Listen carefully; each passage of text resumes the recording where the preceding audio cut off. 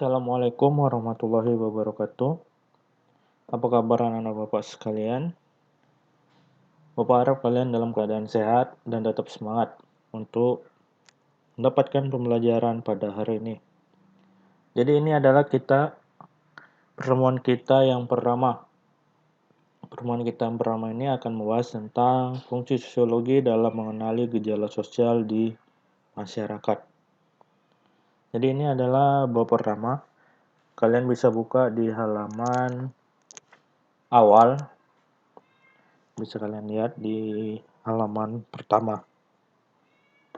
Sebelum masuk ke materi pembelajaran, kita akan membahas tentang tujuan pembelajaran kita terlebih dahulu.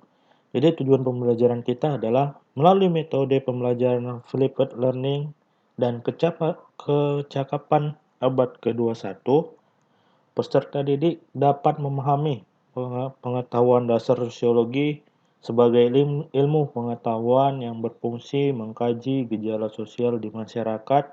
Selanjutnya, terampil dalam menalar suatu gejala sosial di lingkungan sekitar dengan menggunakan pengetahuan sosiologis dengan jujur, teliti, dan tanggung jawab. Jadi kita akan masukin yang pertama, yaitu A. Manusia sebagai makhluk individu dan makhluk sosial. Jadi hari ini kita yang bahas pertama itu adalah manusia sebagai makhluk individu. Jadi manusia sebagai makhluk individu ini artinya manusia hidup yang berhak atas milik pribadinya sendiri, bebas atas pilihan hidupnya, memiliki keunikan dan ciri khas tersendiri. Jadi setiap manusia memiliki keunikan dan ciri khas tersendiri, tidak ada manusia yang sama persis. Dari sekian banyak manusia, ternyata masing-masing memiliki keunikannya tersendiri. Seorang individu merupakan perpaduan antara faktor genotip dan fenotip. Jadi kalau faktor genotip ini adalah faktor yang dibawa sejak lahir. Jadi faktor keturunan lebih tepatnya. Sedangkan faktor fenotip ini adalah faktor lingkungan. Jadi seorang individu memiliki ciri fisik atau karakter sifat yang dibawa sejak lahir. Ia juga memiliki ciri fisik dan karakter atau sifat yang dipengaruhi oleh faktor fenotip. Jadi faktor fenotip ini juga berperan dalam pembentukan karakter dan khas dari seseorang. Jadi itu berkaitan tentang manusia sebagai makhluk individu.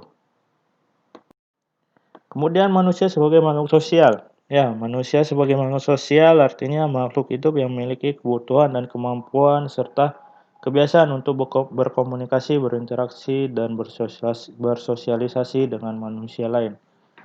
Ya, jadi manusia itu memang sebagai makhluk sosial. Jadi nggak bisa hidup sendiri. Jadi harus membutuhkan orang lain untuk hidup. Misalnya kita untuk makan. Kan berasnya nggak mungkin kita tanam sendiri. Mungkin saja kita tanam sendiri. Tapi apakah kita hanya makan beras? Nggak makan lauknya. Kemudian alat memasaknya. Apakah itu kalian sendiri yang membuatnya? Tidak kan? Makanya itulah dikatakan bahwa manusia sebagai makhluk sosial. Jadi manusia itu harus membutuhkan manusia lain untuk hidup. Kemudian yang kita bahas adalah yang B, ilmu sosiologi. Jadi yang pertama itu adalah definisi sosiologi.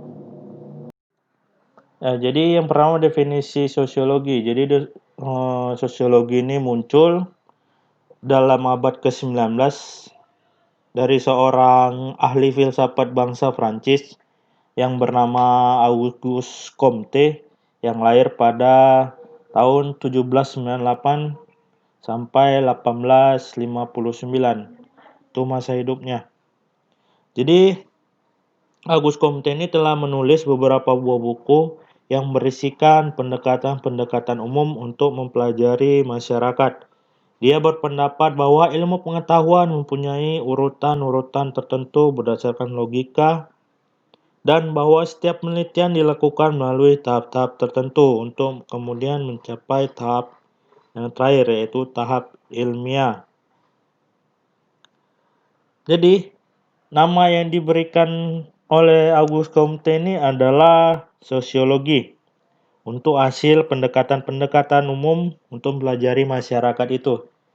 Jadi kata sosiologi ini muncul pada tahun 1839 yang berasal dari bahasa Latin socius yang berarti kawan, dan bahasa Yunani yaitu logos yang berarti kata atau berbicara. Jadi sosiologi itu berarti berbicara mengenai masyarakat. Kemudian ada sosiologi menurut para ahli yang bernama itu adalah menurut Emile Durkheim. Jadi menurut dia itu sosiologi itu adalah ilmu yang mempelajari fakta dan institusi sosial. Kemudian ada lagi menurut orang Indonesia, yaitu namanya Selo Sumarjan dan Sulaman Sumardi. Jadi dua orang Indonesia ini merupakan ahli sosiologi, berpendapat bahwa sosiologi ialah ilmu yang mempelajari struktur sosial dan proses-proses sosial, termasuk perubahan-perubahan sosial.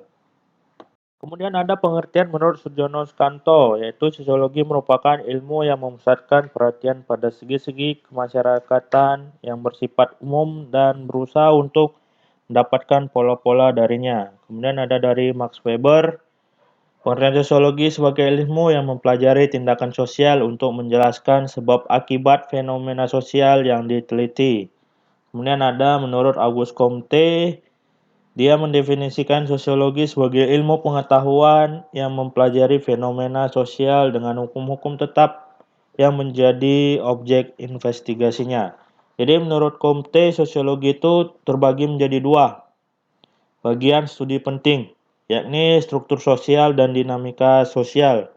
Jadi berdasarkan konsep struktur sosial, masyarakat dipahami sebagai bagian-bagian yang terpisah, namun memiliki timbal balik yang membentuk suatu kesatuan. Kemudian konsep dinamika sosial, keseluruhan masyarakat dianggap sebagai satu kesatuan, suatu analisis yang mengalami perubahan yang mengikuti waktu. Jadi itu tadi sosiologi menurut beberapa ahli. Jadi sekian untuk pelajaran kita hari ini.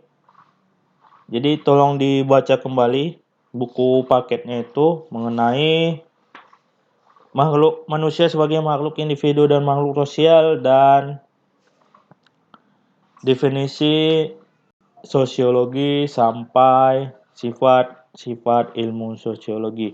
Jadi tugas kalian itu adalah menjelaskan kembali hasil pembelajaran kita hari ini, dan kalian membuat satu definisi tentang sosiologi menurut kalian sendiri. Nanti bisa kalian tulis di buku, kemudian kalian kirim tugasnya melalui Google Classroom. Jadi sekian untuk hari ini. Assalamualaikum warahmatullahi wabarakatuh.